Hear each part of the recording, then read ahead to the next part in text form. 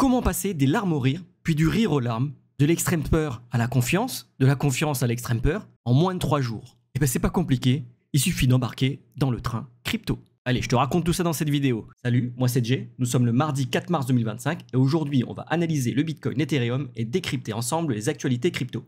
Alors est-ce que t'es prêt? On va commencer.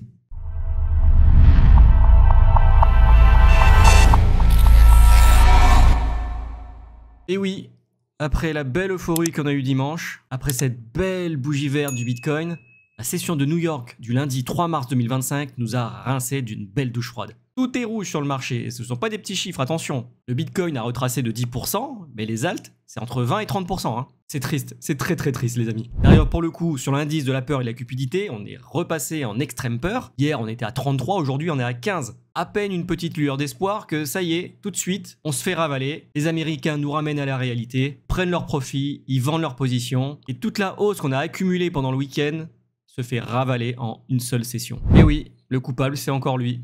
Enfin, est-ce qu'il y a vraiment besoin d'une raison? Hier, il a tenu une petite conférence de presse que j'ai suivie en direct. Donc à la base, cette conférence de presse, elle était pour annoncer le partenariat avec TSMC et annoncer l'investissement de 100 milliards de dollars pour booster le domaine des semi-conducteurs aux États-Unis. Mais au final, il y a eu droit à quelques petites questions de la part des journalistes et il y a une journaliste qui a demandé au fait, les tarifs, est-ce que c'est sérieux? Est-ce qu'il n'y a pas une chance que le Mexique et le Canada puissent vous faire changer d'avis?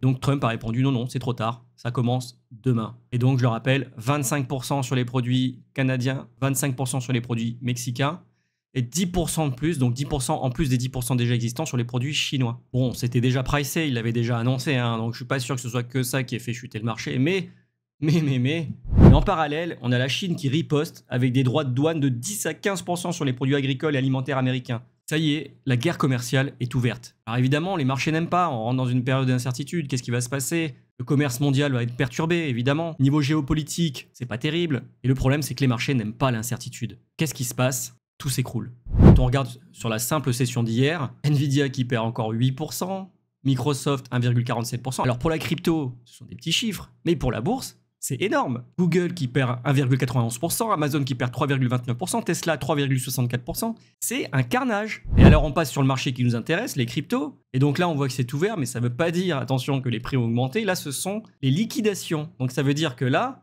il y a 373 millions de dollars sur le Bitcoin qui ont été liquidés dans les dernières 24 heures. Et ce sont des positions longues, des paris à la hausse. C'est pour ça que c'est en vert. Si ça avait été des positions short, ça aurait été des carrés rouges. Donc là, on voit qu'en 24 heures, on a 1,01 milliard de dollars qui ont été liquidés, dont 863 millions en position longue.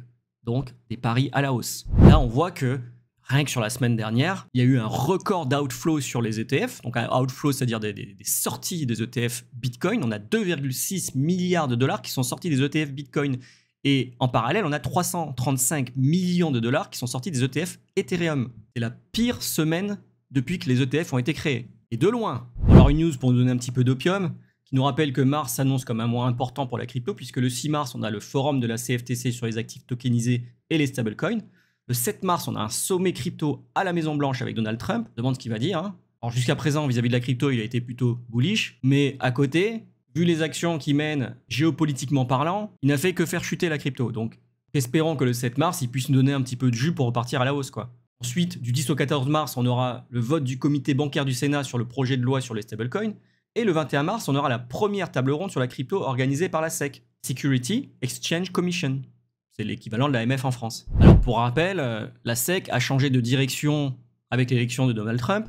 Et depuis, ils sont hyper pro-crypto. On voit qu'ils ont abandonné plein de procès qu'ils avaient contre les différents acteurs de l'écosystème. Et là, justement, ils abandonnent les charges qu'ils avaient contre Kraken. Kraken, je le rappelle, c'est un des plus gros exchanges de crypto-monnaies. D'ailleurs, c'est celui que j'utilise. Super fiable, un des plus anciens. Il n'a jamais eu de hack, jamais eu de problème. Moi, c'est celui que j'utilise. Et donc, toujours la SEC qui offre une prime de 50 000 $ aux employés éligibles qui démissionnent ou prennent leur retraite volontairement avant le 4 avril. Et oui, ils sont en train de faire un gros ménage. Avant, il y avait un pôle conséquent qui était là uniquement pour réguler, réfréner la crypto. Depuis que le président a changé et que les États-Unis ont adopté une politique pro-crypto, c'est un pôle qui n'a plus besoin d'exister.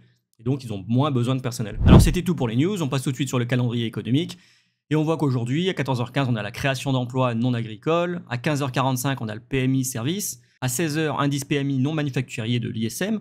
Et à 16h30, les stocks de pétrole brut. Ça fait pas mal de news dans l'après-midi. Attention, si vous tradez, bon, ça devrait pas créer beaucoup de volatilité, mais il devrait quand même y en avoir, vu que hier, on a eu une baisse violente du Bitcoin. Il se peut qu'aujourd'hui, ça bouge encore pas mal. Donc, on attaque la partie trading.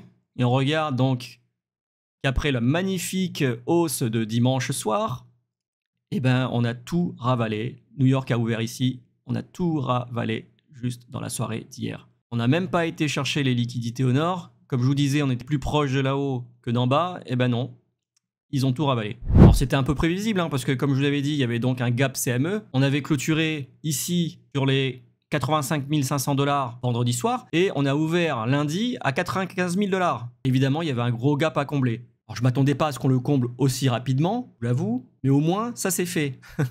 D'ailleurs, hier, je vous avais fait 2 petits scénarios. Un orange, un jaune. J'espérais que ce soit le orange qui se réalise. Et ben non, finalement, ça a été le jaune. Il n'y a même pas eu de petit rebond ou quoi que ce soit. Non. On a directement comblé le gap CME.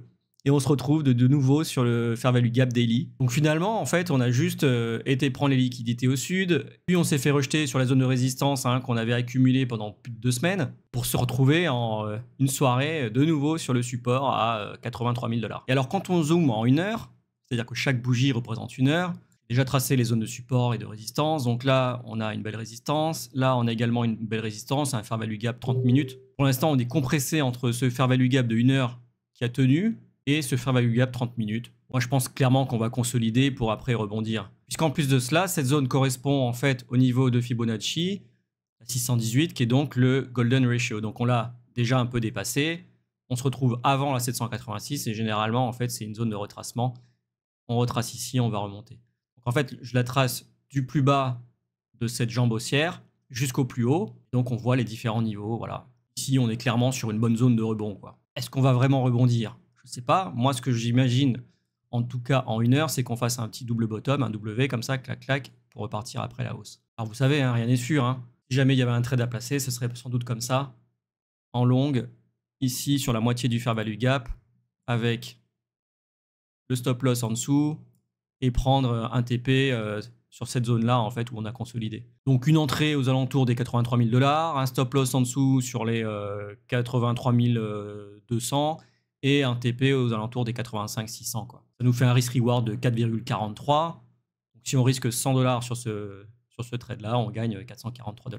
Alors attention, le trade n'est pas à suivre bêtement. Il faut toujours mesurer son risque. Il faut savoir combien on risque, combien on perd. Le trading, ce n'est pas uniquement avoir raison, c'est également calculer son risque et savoir se préparer à perdre. On passe sur l'Ethereum et on voit que lui, donc il n'a même pas pu réintégrer le range. Directement, on s'est fait ravaler. On est passé même plus bas que le bas précédent qui était là, alors que le Bitcoin, lui, n'y est pas encore. Comme je vous l'ai montré, on est sur la 618. Là, l'Ethereum plonge carrément aux enfers. On avait déjà pris les liquidités qui sont là. Là, maintenant, on va chercher je sais plus quoi, pétrole. À part ça, je vois pas ce qu'on va chercher. Donc, on a cette zone de support qui tient pour l'instant. J'espère qu'elle va continuer à tenir, mais là, clairement, l'Ethereum à 2000, on a 2000 $, quoi. C'est 2 fois moins que sa valeur du mois de décembre. Clairement, j'en parlais hier, il y a une mise à jour qui est prévue sur le mois de mars, qui va être statuée sur le mois de mars et donc décidée pour le mois d'avril. A intérêt à révolutionner la blockchain, parce que là, clairement, plus personne n'y croit en Ethereum. Là, on atteint un ratio Ethereum-Bitcoin qui est un de ses plus bas historiques. Ce sont des niveaux qu'on n'a pas atteints depuis 2021. Là, si je dézoome un petit peu, je regarde, voilà, c'est des niveaux qu'on avait touchés, c'était quand? Février 2021. C'est incroyable. Incroyable. Il est temps qu'Ethereum se réveille. On termine avec la Bitcoin dominance qui a repris donc de la force, puisque tout le marché a chuté, mais le Bitcoin a chuté moins fort que les altcoins, où sa dominance est remontée. Et on se retrouve coincé dans une sorte de range là qu'on n'arrive pas à passer. Ce serait bien qu'on l'explose à la baisse, quoi. Avoir enfin une explosion non seulement des altcoins, mais surtout, avant tout, la reine des altcoins, l'Ethereum. Enfin voilà, pas beaucoup d'opium pour aujourd'hui, navré. J'espérais que la hausse de ce week-end puisse donner une impulsion pour un beau mouvement haussier sur cette semaine, qu'on puisse un peu se remettre de la semaine catastrophique de la semaine dernière. Malheureusement, New York en a décidé autrement. Alors voilà, c'était tout pour aujourd'hui. Si cette vidéo t'a été utile, dis-le moi en commentaire, lâche un like, abonne-toi et active la cloche pour ne rien rater des prochaines actualités crypto. Allez, cheers!